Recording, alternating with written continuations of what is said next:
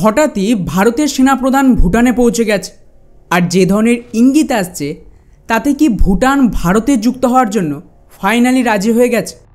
কিভাবে ভারতে জন্মানো একজন ব্যক্তিকে ভুটানের প্রধানমন্ত্রী করা হয়েছে, যার ডিরেক্ট সম্পর্ক রয়েছে পশ্চিমবঙ্গের সাথে? আর কেনই বা ভুটানের রাজা আর ওদের প্রধানমন্ত্রী খোলাখুলি দাবি করেছে যে আমরা মোদির রাজত্বে খুব খুশি? এবং এক্স্যাক্টলি এই মুহূর্তে ভুটান আর ভারতের মধ্যে কী প্ল্যানিং চলছে? ভারত সরকার কি সিকিমের মতন এবার ভুটানকেও ভারতের একটা রাজ্য বানানোর পুরো গুটি সাজিয়ে ফেলেছে? কারণ শেষ কিছু মাস ধরে ঘন ঘন ভুটানের রাজা প্রধানমন্ত্রী ভারতে আসছে, আর ভারতের আর্মি চিফও এখন ভুটানে পৌঁছে গেছে। বলা হচ্ছে কিছু ডিল হবে, যার মধ্যে গুরুত্বপূর্ণ হলো চীনকে কাউন্টার করার জন্য ভুটানের ভেতর ভারতীয় আর্মির ডিপ্লয়মেন্টের কথা চলছে। ওদিকে আবার এই সময়ে আশেপাশের রাজ্যের মুখ্যমন্ত্রী, স্পেশালি আসামের হেমন্ত বিশ্ব শর্মা, ওদিকে উত্তরপ্রদেশের যোগী আদিত্যনাথ ভুটানের রাজার সাথে এত বেশি ক্লোজ হয়ে গেল, যা এর আগে কিন্তু হয়নি। তাই এর গভীরে গিয়ে আজ আমরা এর জবাব খোঁজার চেষ্টা করব যে ডলারাইজেশনে পিওকের সাথে ভুটানও কি ভারতের সাথে যুক্ত হবে।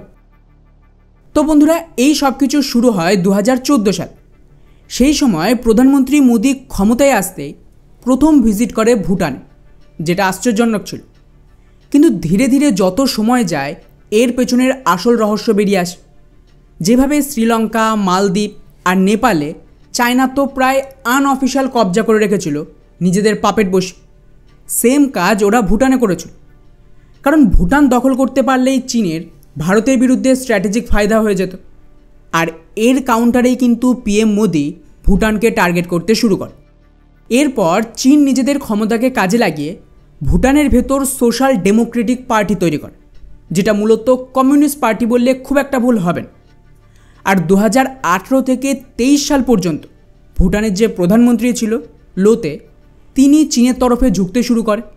আর সেই সময়ে চীন কিন্তু ভুটানের ধীরে ধীরে জমি দখল শুরু করে। আর 2017 জানেন পুরো ডোকলামটাই দখল করে নিয়েছিল চায়না। এমন সময় ভারত এখানে ইন্টারফেয়ার করে নিজেদের সেনা পাঠায় আর ডোকলামকে পুনরায় ফিরিয়ে আনে চীনের হাত থেকে। কিন্তু তাতেও ভুটানের এই যে নতুন প্রধানমন্ত্রী, তিনি থামেন। এবং একটা সময় তো এমনও খবর আসছিল যে ওরা চীনের সাথে নিজেদের সীমান্ত নিয়ে চুক্তি করছে চীনের শর্ত, আর ভারতকে সাইডলাইন করে দিয়েছিল। যেখানে এত বছর ওরা চীনকে একটা দেশ হিসেবেই মান্যতা দেয়, দুই দেশের মধ্যে কোনো ডিপ্লোম্যাটিক সম্পর্ক ছিল না। ফলে যদি এই চুক্তি হয়ে যেত তাহলে অফিশিয়ালি চায়না ভুটানের সবচেয়ে বড় অংশের দখল করে নিত। ব্যাস, এখানেই ভারত কিন্তু নিজেদের পাল্টা দান চান। অল অফ সাডেন কোনো কারণে ভুটানের রাজা তৎকালীন প্রধানমন্ত্রীর থেকে সাপোর্ট তুলে নেয় আর ওদের সরকার ভেঙে যায়। ফলে বাধ্যতামূলক ভুটানে একটা অন্তর্বর্তী সরকার তৈরি করা হয়, যেরকমটা বাংলাদেশে হয়েছে। তারপর ভুটানের ক্ষমতায় আনা হয় এই ব্যক্তিকে, যার নাম শেরিং তোবগে। কিন্তু এরপর যা যা হয়েছে তা আপনার চোখ কপালে তুলে দেবে। এই ব্যক্তি ভুটানের প্রধানমন্ত্রী হয়, তার ঠিক পরের বছরে তড়িঘড়ি ভারতের প্রাইম মিনিস্টার নরেন্দ্র মোদি ভুটানে পৌঁছে যায়। আর ওখানে স্বাভাবিকভাবেই ভুটানের সরকারের তরফ থেকে অফিসিয়ালি প্রধানমন্ত্রী মোদিকে স্বাগত জানাতে একটা গান করানো হয়। আর এই যে গানটা, সেটাই গুরুত্বপূর্ণ। এটা গুজরাটের গরবার এডিট করে বানানো, যার বাংলা মানে শুনলে আপনারা বুঝতে পারবেন যে কেন আমি বলছি যে ভুটান ভারতে যোগ দেওয়ার জন্য তৈরি। আগে ওই গানটা শুনুন আর খেয়াল করবেন যখন এই গানটা হচ্ছে প্রাইম মিনিস্টার নরেন্দ্র মোদির কি রিয়াকশান ছিল।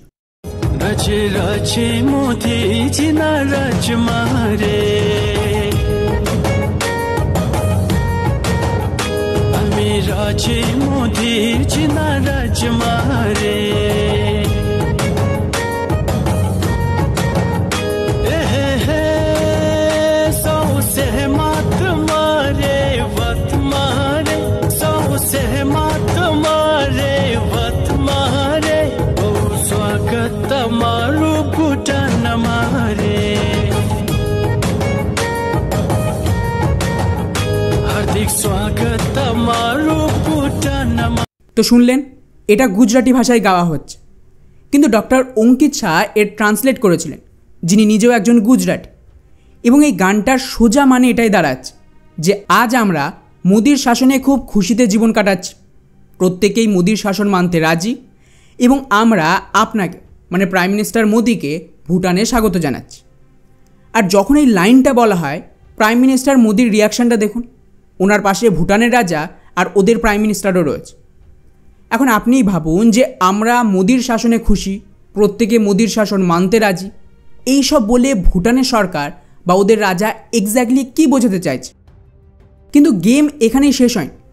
এরপর প্রাইম মিনিস্টার নরেন্দ্র মোদি ভারতে ফিরে আসে, আর তারপর থেকেই গত 1 বছর ধরে লাগাতার ভুটানের রাজা আর ওদের প্রধানমন্ত্রী প্রতি কয়েক সপ্তাহ পর পর ভারতের ভিজিট করে। আর নর্মালি কোনো দেশের প্রাইম মিনিস্টার বা রাজা এত ঘন ঘন এইভাবে অন্য একটা দেশে আসে না। এমনকি ভুটানের ক্ষেত্রেও অতীতে এমনটা হয়নি, যাকে নিয়ে ব্যাপক পরিমাণে জল্পনা শুরু হয়। এর মধ্যেই ভুটানের এই যে প্রাইম মিনিস্টার, তিনি একটা ইন্টারভিউ দেয় ভারতে। আর এই ইন্টারভিউটায় সকলকে অবাক করে দিয়েছে, যেখানে উনি এমন কিছুর খোলাসা করে যা এর আগে কেউ কিন্তু জানতো না। ভুটানের প্রাইম মিনিস্টারকে প্রশ্ন করা হয় যে আপনি আমেরিকার ইনফ্লুয়েন্সকে মানেন, কারণ বাইরে থেকেছেন, পড়াশোনা করেছেন, এমনটা অনেকে বলে। তো ওনার দাবি ছিল যে একটা সিক্রেট যেটা কেউ জানে না, তা হলো আমার জন্ম ভুটানে হয়নি, বরং ভারতে হয়েছে, এবং আমি পশ্চিমবঙ্গের কালিম্পংয়ে জন্মেছি। অর্থাৎ ভুটানের প্রাইম মিনিস্টার আমাদের রাজ্যে জন্মেছিল। ওনার বাবা মা দুজনেই ভারতেই সার্ভিস দিত। কী বিষয়ে কাজ করতো সেটা বলেন। এরপর উনি বলেন যে আমি 11 বছর ভারতে পড়াশোনা করেছি এবং আমার ইনফ্লুয়েন্স ভারতের প্রতি নাকি আমেরিকার প্রতি। I was born in India. That's a secret you didn't share with many. 1965, I was born in Kalimpong. My father was serving in Kalimpong when my parents were serving, because I was born there, right? And what molded me to serve my king, my country and my people would have been not necessarily Pittsburgh and Harvard, but Dr. Graham's homes in Kalimpong, in West Bengal. I studied 11 years in India. And you ask me how 4 years in America has molded. এখন বিষয়টা একটু আশ্চর্যজনক নয়? একজন sitting prime minister যে চীনপন্থী ছিল, আচমকায় সরে গেল, এবং নতুন যে ক্ষমতায় এলো সে বলছে আমি ভারতে জন্মে এখানেই লেখাপড়া করেছি, আর খোলাখুলি বলছে যে আমার ভারতীয় ইনফ্লুয়েন্স আছে, অন্য কোনো দেশে না। ভারতের প্রাইম মিনিস্টার ভুটানে গেলে খোলাখুলি ওদের কিং আর প্রাইম মিনিস্টারের সামনেই গানের মাধ্যমে ইঙ্গিত দিচ্ছে যে আমরা আপনার শাসনে খুশি। সবটাই কি খুব একটা কাকতালীয়? আর শুধু তাই না, একটা দেশকে নিজের সাথে যুক্ত করাতে গেলে তার জন্য অনেক ব্যবস্থা করতে হয় গ্রাউন্ড লেভেলে। এই মুহূর্তে ভুটানের ইকোনমি দুটো জিনিসের ওপর চলছে, হাইড্রো পাওয়ার আর ট্যুরিজম। আপনারা জানলে অবাক হবেন, ওদের দেশে 70% হাইড্রো পাওয়ার ভারতের ফ্রির টাকায় তৈরি, আর 40% আমাদের লোনের টাকা। তারপর এর থেকে যে বিদ্যুৎ তৈরি করে ভুটান, তার বেশিরভাগটাও ভারতীয় রাজ্যগুলো কিনে নেয়, আর বাকিটা এখন বাংলাদেশে বিক্রি করা হচ্ছে, তাও ভারতীয় গ্রিডের মাধ্যমে। ওদের দ্বিতীয় সোর্স ছিল ট্যুরিজম, তার মেজরিটিও ভারতীয়দের। এছাড়াও ভুটানের 70%-এর বেশি ইকোনমি ভারত থেকে আসে। ভারত প্রতি বছর 2400 কোটি টাকা ভুটানের জন্য বরাদ্দ করেছে, যাতে ভুটানের সরকার দেশ চালাতে পারে।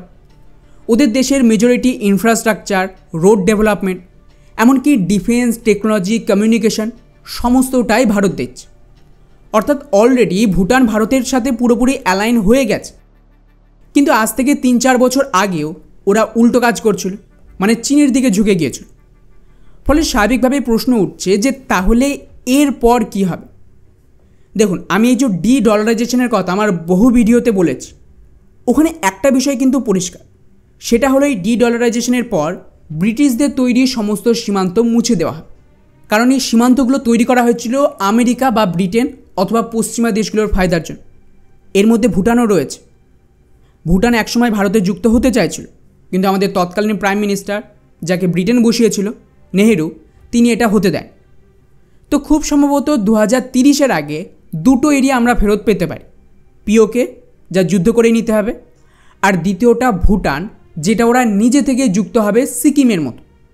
আর খুব সম্ভবত এখন আমাদের আর্মি চিফের ভিজিট এবং তার উদ্দেশ্য চীনকে কাউন্টার করে কিভাবে ভুটানের স্ট্র্যাটেজিক ডিপ্লয়মেন্ট করা যায়, তার জন্য ভুটানের আর্মির সাথে প্ল্যান করা। আর চুক্তিও হবে, যার বেশিরভাগটা হয়তো পাবলিক হবে না।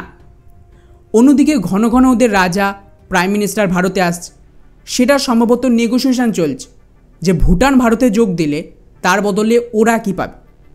তো আমার ধারণা ভারত ভুটানকে স্পেশাল স্টেটাস দেবে কিছু বছরের জন্য, যেরকম কাশ্মীরে ছিল, আর সেম স্টেটাস পিওকেও দেওয়া হবে। এর ফলে সুবিধা হলো ভুটান নিজের মতন করে নিজেদের ভারতের সাথে পুরোপুরি অ্যালাইন করার সুযোগ পাবে, আর ওদের যে কালচার সেটা নষ্ট হবে না। ওখানকার লোকাল পলিটিশিয়ান বা রাজ পরিবার ভারতে যুক্ত হওয়ার পরেও ওখানকার শাসন চালিয়ে যেতে পারে, এতে কোনো রকম বিরোধ বা অবরোধের সম্ভাবনা থাকবে না। তাই জরুরি হলো ওদের লোকাল পপুলেশনকে ইনফ্লুয়েন্স করা, যা এই কয়েক বছরে করা হচ্ছে, ভারতে জন্ম নেওয়া আর ভারতের তৈরি একজন প্রাইম মিনিস্টারকে ক্ষমতায় এনে। তো তৈরি থাকুন, ভারতের ম্যাপে একটা বড়সড় পরিবর্তন আসতে চলেছে। এমনি এমনি আমাদের এত বড় পার্লামেন্ট তৈরি হয়নি, ওখানে সিট সংখ্যা বাড়ানো হয়নি, বা ওখানে অখণ্ড ভারতের ম্যাপ এমনি এমনি আসেনি। এখন ধীরে ধীরে দেখতে থাকুন কিভাবে আমাদের সমস্ত পুরনো জমি ভারতে ফিরে আসে।